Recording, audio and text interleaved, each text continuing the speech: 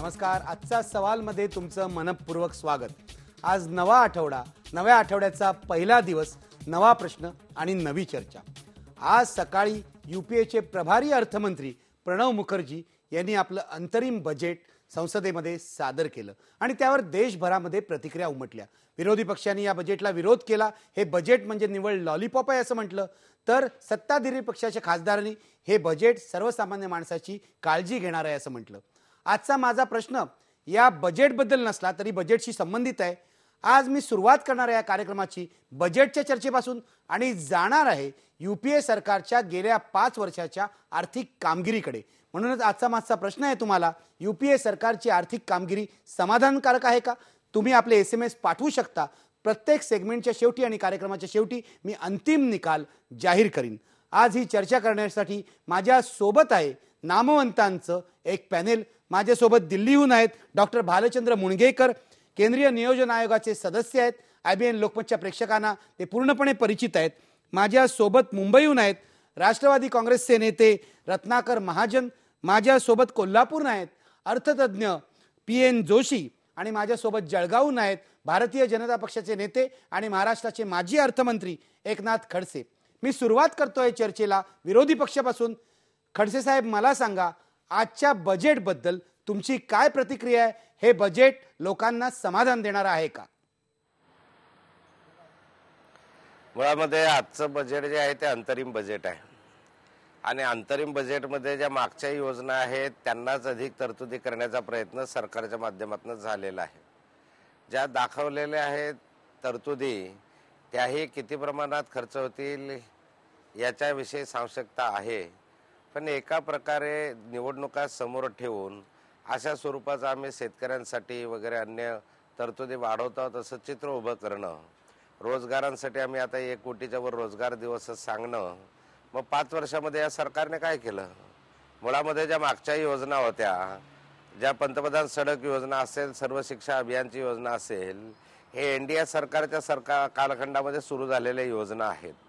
आता याच योजनांना पुढे नेण्याचा प्रयत्न करत आहे आणि त्या माध्यमातून सर्वसाधारण जनतेला जे अपेक्षित होतं त्या अपेक्षा याच्यामधनं पूर्ण झालेल्या नाही.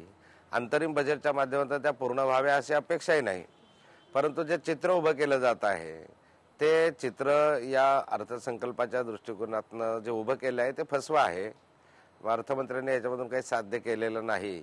अगदी जागतिक मंदी लक्षात घेता मंदीच्या या कालखंडामध्ये आपण काय केलं पाहिजे, उद्योगांच्या वाढीसाठी काय विस्तार केला पाहिजे, इन्फ्रास्ट्रक्चरल डेव्हलपमेंट कशी झाली पाहिजे, त्यामध्ये तरतुदी कशा मोठ्या प्रमाणावर वाढवल्या पाहिजेत, या संदर्भामधल्या कुठल्याही धोरणात्मक बाबीचा निर्णय याच्यामध्ये दिसत नाही आहे.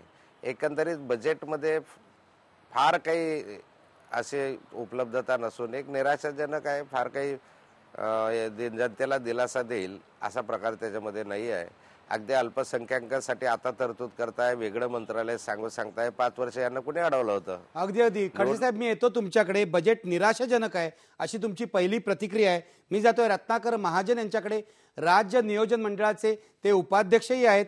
महाजन, मला सांगा, खडसेंची प्रतिक्रिया अर्थातच बजेटच्या विरोधात आहेत. सत्ताधारी पक्षाचे सदस्य म्हणून तुमची काय प्रतिक्रिया आहे? खडसेंची प्रतिक्रिया ही अपेक्षित आहे.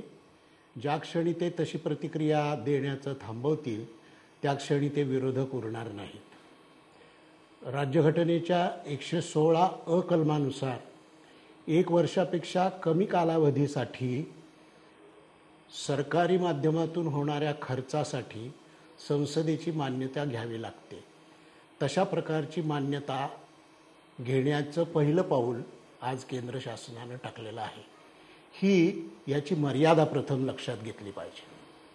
हे लक्षात घेता आज देशासमोर मांडलेलं हिशेब म्हणजे वास्तवाचं भान ठेवून आणि सर्वसमावेशक विकासाचं उद्देश ध्यानात ठेवून टाकलेलं विकासाच्या मार्गावरचं पुढचं पाऊल आहे असं याचं थोडक्यात वर्णन करता येईल. मी जातोय आता कोल्हापूरला. PN जोशी अर्थतज्ञ आहेत, बँकिंग क्षेत्रातले तज्ज्ञ आहेत. मला जोशी साहेब तुम्हाला विचारायचं आहे, राजकीय पक्षांशी संबंधित 2 व्यक्तींच्या प्रतिक्रिया तुम्ही ऐकल्यात. तज्ज्ञ म्हणून, अर्थतज्ज्ञ म्हणून तुम्हाला कसं वाटतंय आजचं इंटरिम बजेट? निवडणुकांची छाया त्यावर आहे का?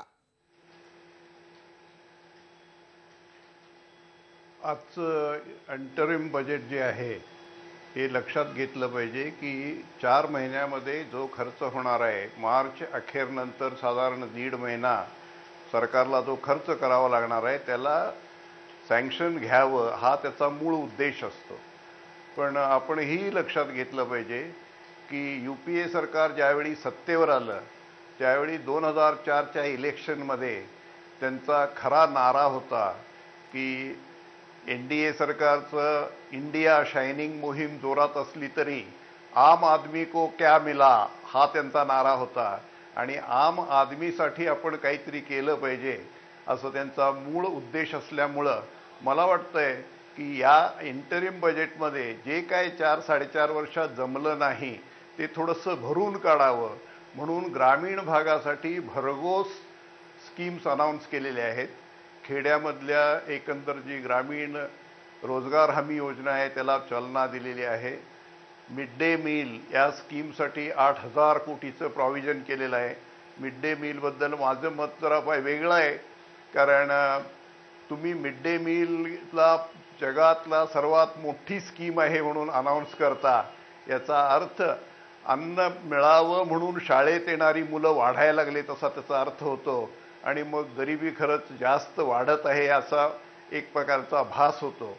आपल्या एकंदर 4-4.5 वर्षाच्या कारकिर्दीमध्ये एक लक्षात आलं की फोर्ब्सच्या पहिल्या लिस्टमध्ये पहिल्या 10 मध्ये भारतातले लोक नोंद आले, तरीसुद्धा एकूण श्रीमंती आणि गरीब, श्रीमंत आणि गरीब यांच्यामधली दरी फार वाढलेली आहे हे स्पष्ट झालेलं आहे.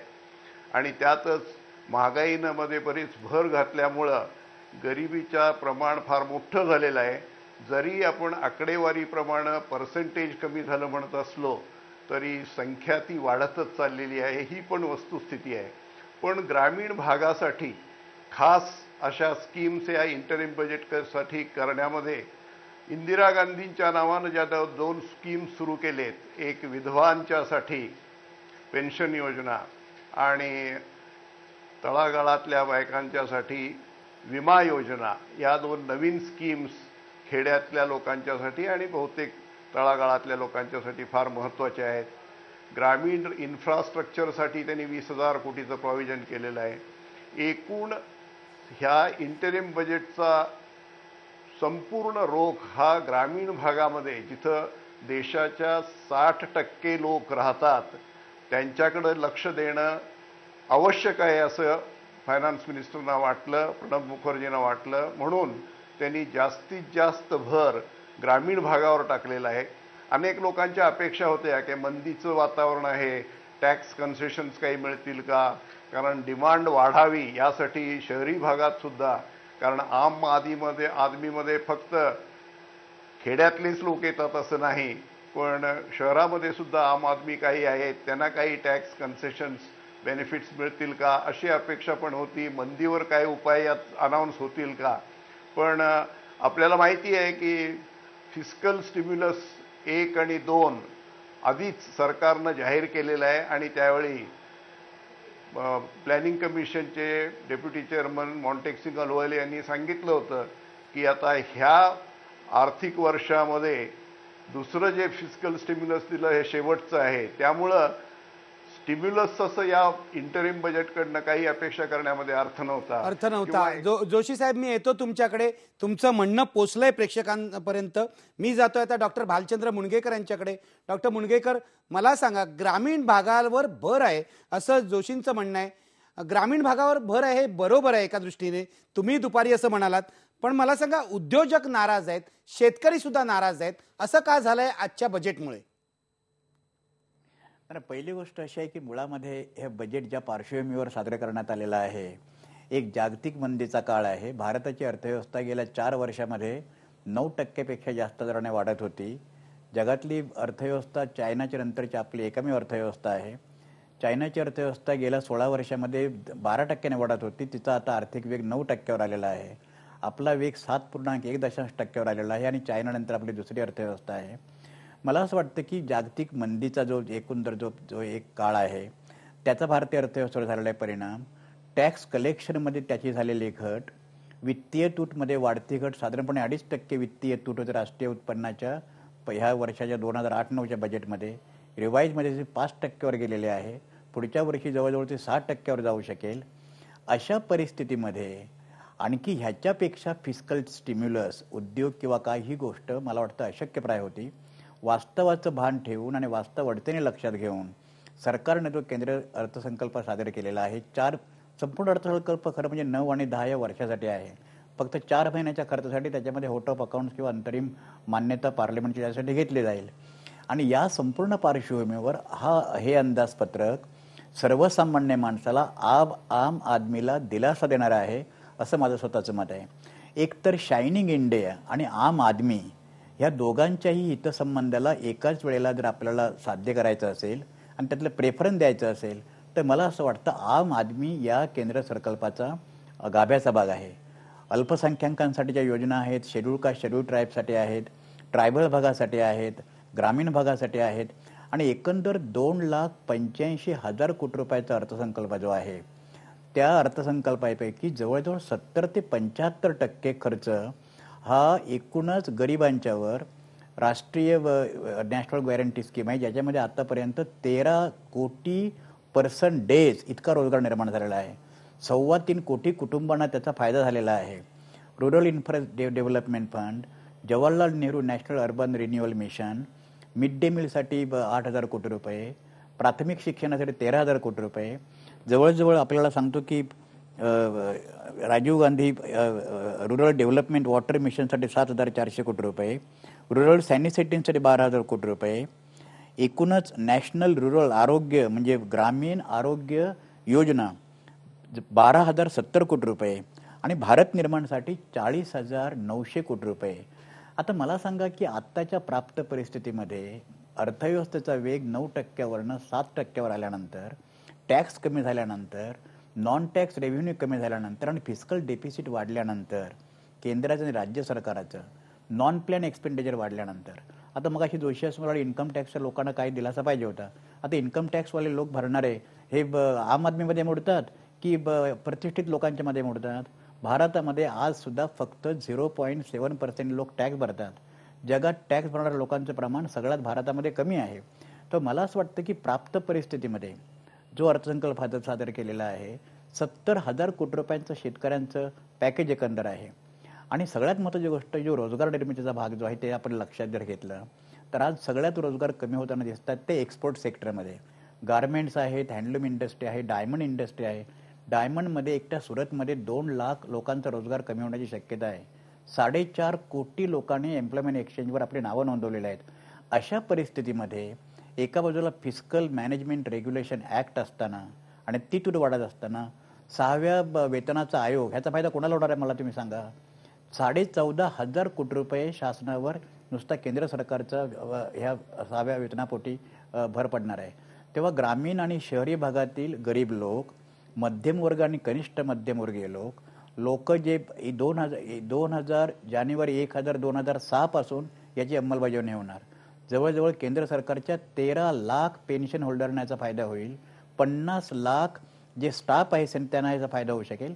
त्यावेळी समाजामध्ये जे साधारणपणे आपण मध्यमवर्ग, कनिष्ठ मध्यमवर्ग, गरीब म्हणतो त्याला केंद्रस्थानीच ठेवून हा अर्थसंकल्प केलेला आहे. मुणगेकर सर, मी तुम्हाला थांबवतोय, मी चर्चा पुढे चालू ठेवणार आहे, पण मला आता घ्यायचा आहे ब्रेक. डॉक्टर मुणगेकर असं म्हणाले, नियोजन आयोगाचे सदस्य आहेत, की हा प्राप्त परिस्थितीत चांगला असा अंतरिम अर्थसंकल्प आहे, ग्रामीण भागाकडे लक्ष दिलेलं आहे असं PN जोशी म्हणाले. फक्त एकनाथ खडसे महाराष्ट्राचे माजी अर्थमंत्री या अर्थसंकल्पावर नाराज आहेत. मी आता घेणार आहे एक ब्रेक, पण ब्रेक नंतर मी चर्चा करणार आहे की केवळ या अर्थसंकल्पाची नाही तर गेल्या 4 वर्षातली 5 वर्षातली UPA सरकारची जी कामगिरी आहे ती खरोखरच समाधानकारक आहे का? आर्थिक कामगिरीबद्दल मी हे बोलतोय. मी ब्रेकवर जाण्यापूर्वी आपला पोल बघूया. तुम्ही पडद्यावर बघू शकता आपला प्रश्न, UPA सरकारची आर्थिक कामगिरी समाधानकारक आहे का? बघा तुम्ही पडद्यावर, 82% लोक नाही म्हणतायत, 18%च लोक होय म्हणतायत. आता तरी आपल्या पोलमध्ये जनमत सरकारच्या कामगिरीच्या विरोधात आहे. घेऊया एक ब्रेक, पहा फक्त IBN लोकमत.